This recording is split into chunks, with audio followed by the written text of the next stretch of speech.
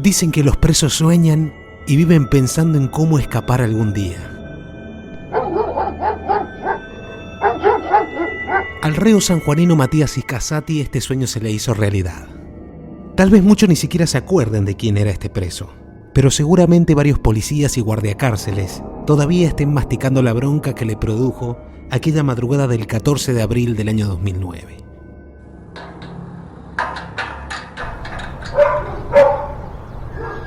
¿Y cómo no hacerlo?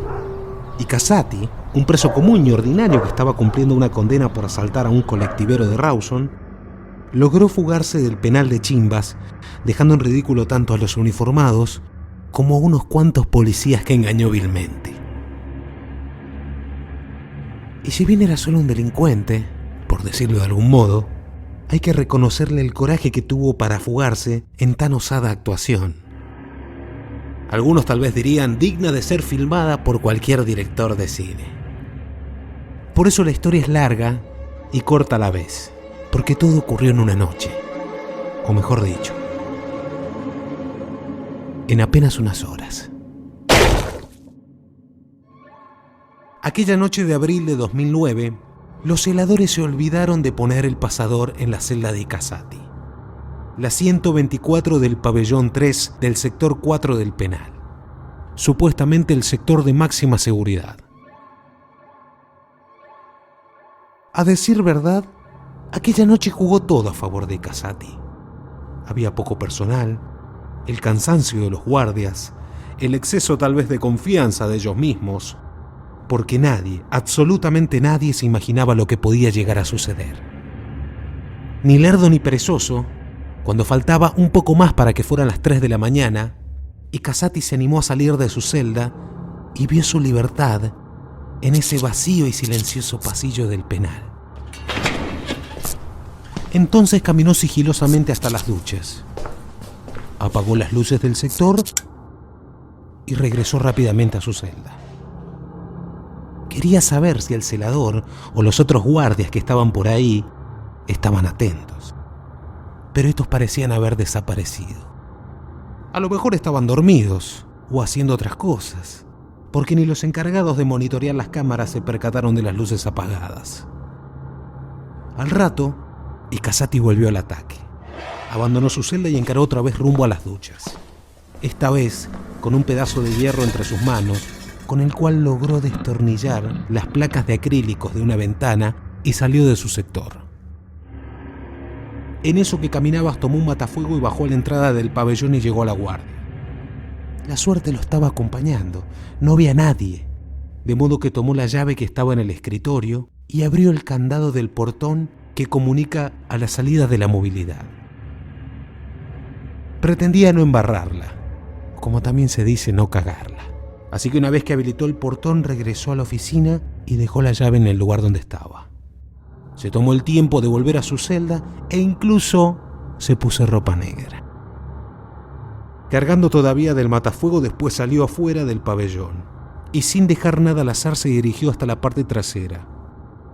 Miró un par de minutos a las garitas de vigilancia a ver si había alguien que se había percatado y el destino le seguía sonriendo. Cuando estuvo seguro que los penitenciarios no lo miraban, corrió hasta los alambrados, a esos que están ahí, cerca del cerco perimetral, y con la agilidad de un gato escaló hasta lo más alto de la malla metálica. Pero al llegar hasta ahí, hasta la cima, algo le tenía que pasar. Y fue entonces cuando su pantalón se le enganchó entre las púas. Pero el tiempo corría, o como dicen los dichos en el campo, como un alma en pena que persigue el diablo. Entonces no tuvo otra opción que desprenderse del pantalón y sacrificarlo ahí en ese momento. En eso también perdió una zapatilla, pero eso no lo frenó porque igual logró descolgarse y trepó al otro alambrado y consiguió cruzarlo. Ya casi lo había logrado.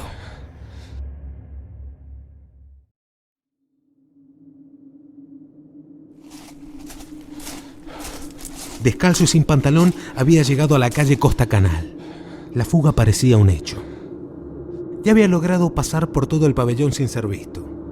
Por eso empezó a correr en dirección a la fábrica de carburos. Y después tomó por calle Rastreador Calíbar. En eso ya estaba en la Benavides. Y aquí ocurrió un engaño tan increíble como cómico al mismo tiempo. porque mientras caminaba por un costado de la avenida, se encontró con un patrullero de la policía.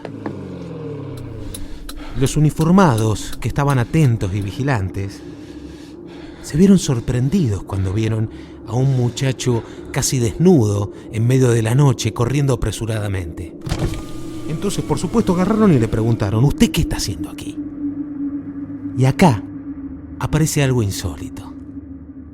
Se me viene la frase que dice: ni ellos son tan vivos ni los otros son tan tontos. Y como el miedo no es sonso, Matías y Casati no la pensó dos veces. Y rápido de reflejos le dijo: me acaban de asaltar acá a la vuelta. Pero claro, ¿cómo los policías iban a sospechar que el joven al cual le estaban creyendo sus mentiras acababa de fugarse del penal? Hay muchos dichos para decir esto, pero creo que el más acertado es que cayeron como moscas ante las mentiras de Matías y Casati.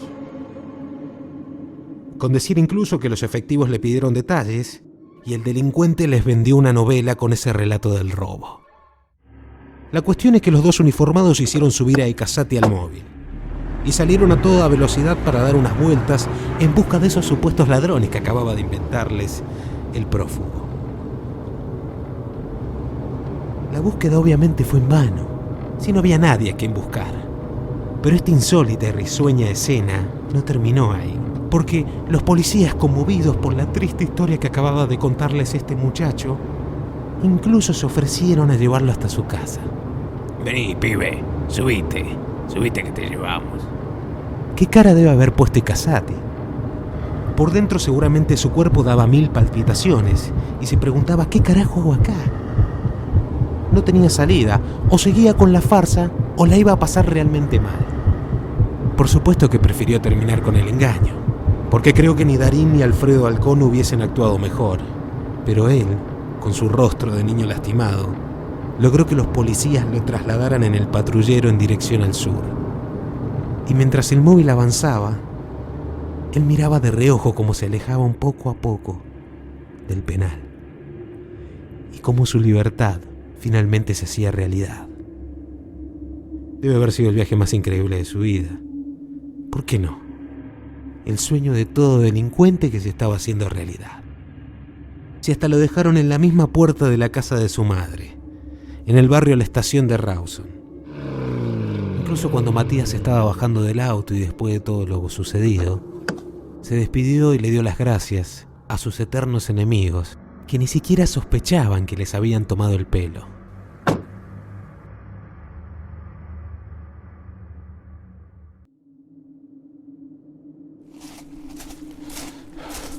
Descalzo y sin pantalón, había llegado a la calle Costa Canal. La fuga parecía un hecho. Ya había logrado pasar por todo el pabellón sin ser visto. Por eso empezó a correr en dirección a la fábrica de carburos. Y después tomó por calle Rastreador Calíbar. En eso ya estaba en la Benavides. Y aquí ocurrió un engaño tan increíble como cómico al mismo tiempo. Porque mientras caminaba por un costado de la avenida, se encontró con un patrullero de la policía.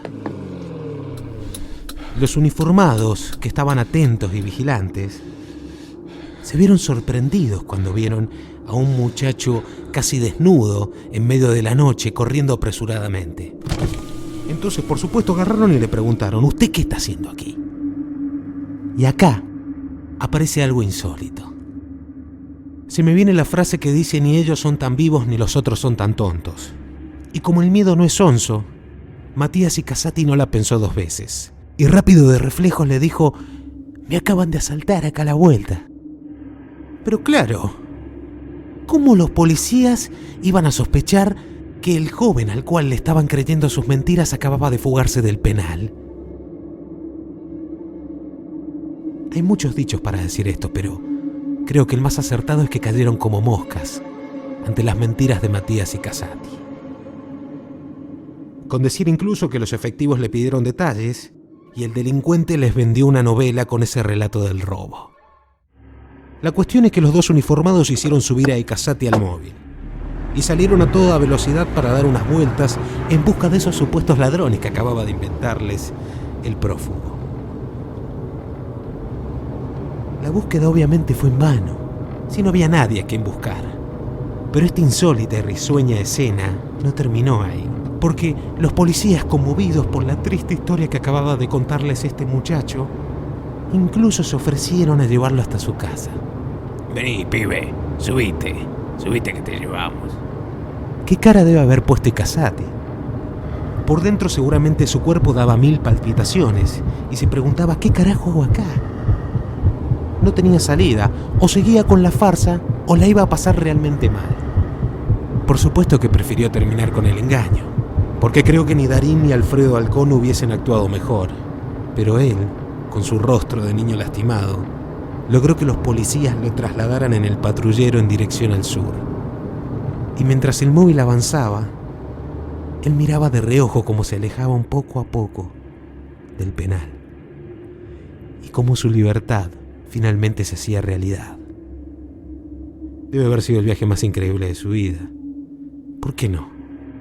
El sueño de todo delincuente que se estaba haciendo realidad. Si hasta lo dejaron en la misma puerta de la casa de su madre, en el barrio La Estación de Rawson. Incluso cuando Matías estaba bajando del auto y después de todo lo sucedido, se despidió y le dio las gracias a sus eternos enemigos, que ni siquiera sospechaban que les habían tomado el pelo.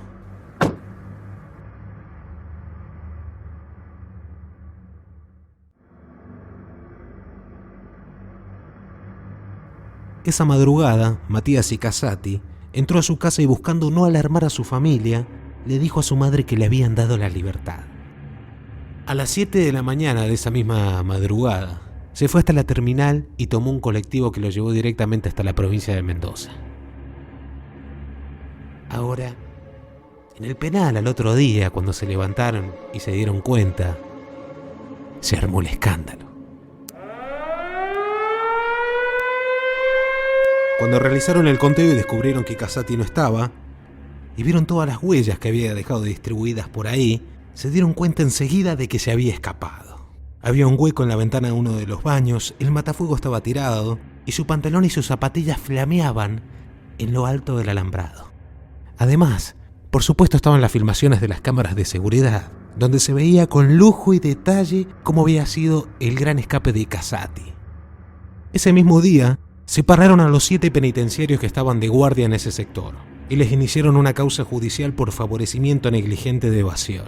Después la causa entró en el 4º juzgado correccional e incluso llegaron a procesar a los guardias. Pero increíblemente, al cabo de 3 años, la causa judicial ya estaba prescripta. Después, a Casati lo recapturaron en Mendoza el 22 de diciembre. Estuvo poco más de una semana en libertad. Con respecto a la actuación de esos policías que ayudaron a Casati a que se pudiera fugar, nunca se supo nada.